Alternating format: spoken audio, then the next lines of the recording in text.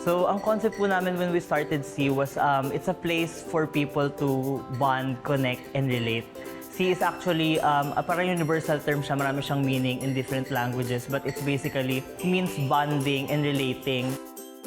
We wanted the place to be very inviting, very friendly, and it's a common space for everyone. So with C, we wanted it lang na it's comfort food but medyo elevated. So we did the classic comfort food and then we added twist. Sinusupport namin yung mga farmers from the north, direct na. So dapat ang pinapahalaga natin yung mga naghirap talaga, di ba? Para matulungan natin sa kanila, hindi na dumaan sa middleman, para lahat ng kita sa kanila na ina-harvest nila, na dinideliver nila direct sa atin. First natin yung ating appetizer, ang taco de lechon. So let's try. So yung lechon niya, guys, yung kung ano talaga yung lasa ng lechon, ganun na ganun siya. Pero eto, mas madali siyang kainin kasi chopped lechon siya. And then, etong salsa sa taas, matamis siya, pero hindi tamis na asukal, tamis ng fresh fruits.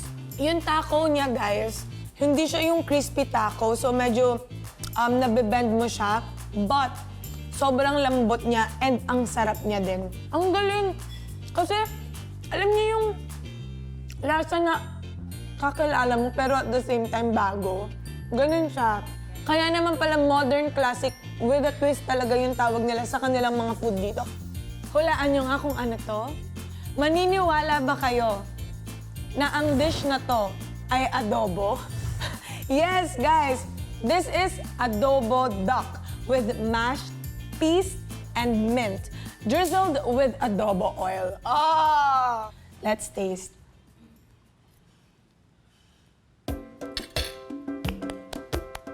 Iba talaga yung linamnam ng duck. Meron siyang aftertaste ng mint, meron siyang cool, minty flavor after. And I feel like the reason why nag-complement yon is naalis niya yung lansa na pwede nating makuha sa duck. So, tikman natin yung mashed peas. Very clean, very smooth taste. Ang galing. Mangantamu.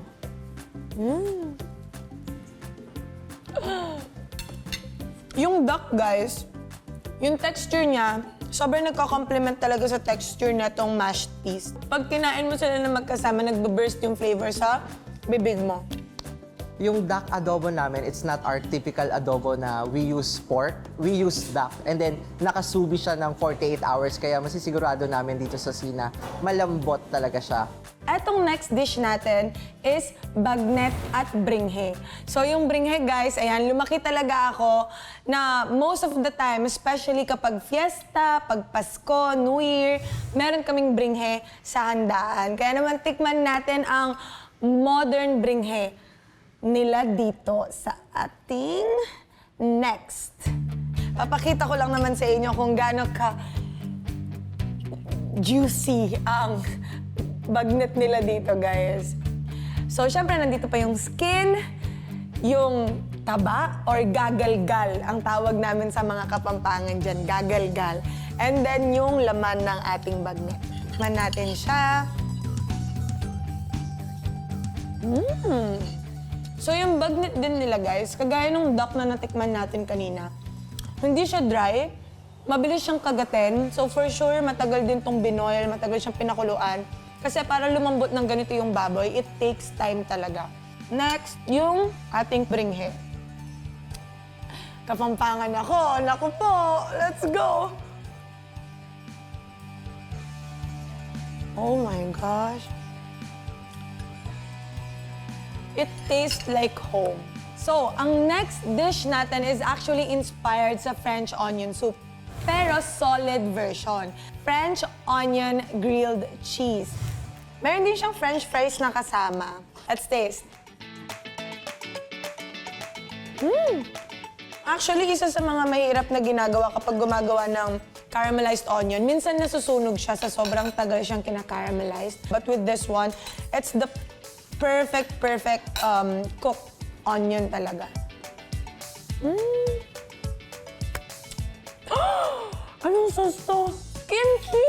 Isipin niyo yun, guys. Sauce ang kimchi. So good. Kanina, tinikman ni Hailey ang elevated comfort food ng sea. Tignan naman natin kung paano naman tumatawid ang konseptong ito sa kanilang drinks and desserts. San Sebastian cheesecake with Biscoff sauce. Originated kasi siya sa Spain. So yung head chef namin, umiikot talaga siya sa buong mundo para, makapag-create siya ng bagong dish. Let's try.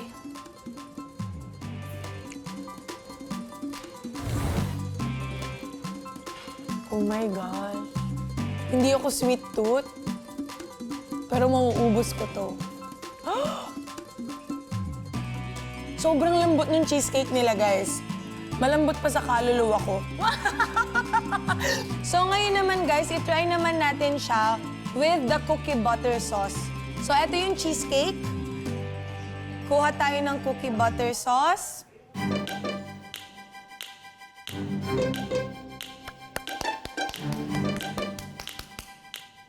Ang sarap, everyone!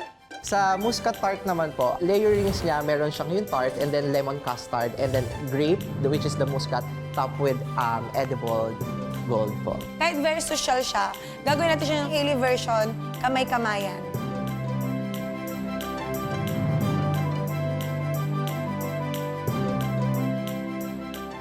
So, because of the grape, parang feeling ko umiinom ako ng wine. Yung fresh taste ng grape. And then, guys, na-amaze ako dito sa sauce na to kung ano man siya. Dito naman tayo sa kanila mga beverage. As you can see, they have different types of beverage here. Pero unahin na natin ang kanilang organic Brazilian asal. Oh! So, very yogurt.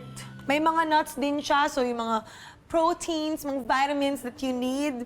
Perfecto. So, sa mga health conscious dyan, I can actually say that this beverage is perfect for you guys. Next naman, guys, ang ating ube cream base. Ito, panglasang Pilipino.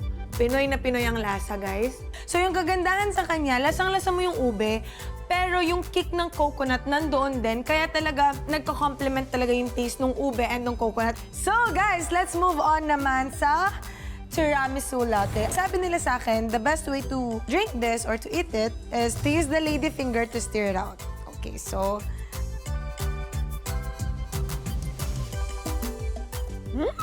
Ang sarap!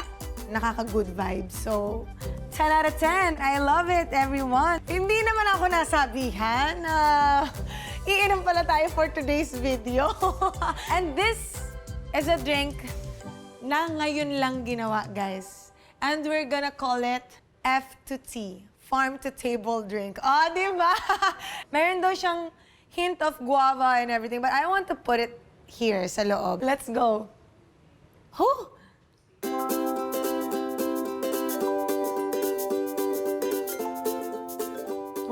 Sarap niya, guys, kasi hindi mo masyadong malalasahan yung alak sa kanya.